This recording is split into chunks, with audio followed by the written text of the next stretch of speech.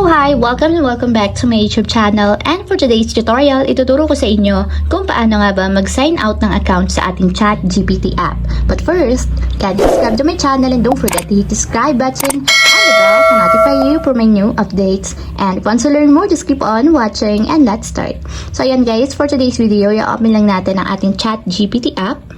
So kung naka-login yung account niyo guys and gusto niyo i-log out, ang gawin niyo lang is i-tap niyo yung two horizontal lines na nandito sa may upper left corner. So para mapunta tayo sa pinakang settings ng ating ChatGPT.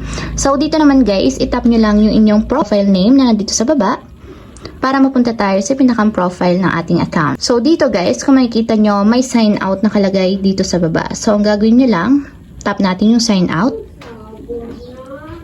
And automatic yan guys, malalag out or masa-sign out yung account natin dito sa ChatGPT app.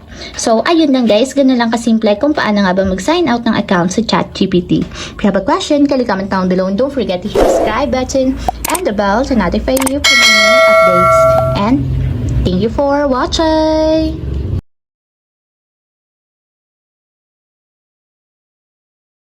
Living life, every day, late at night, not okay.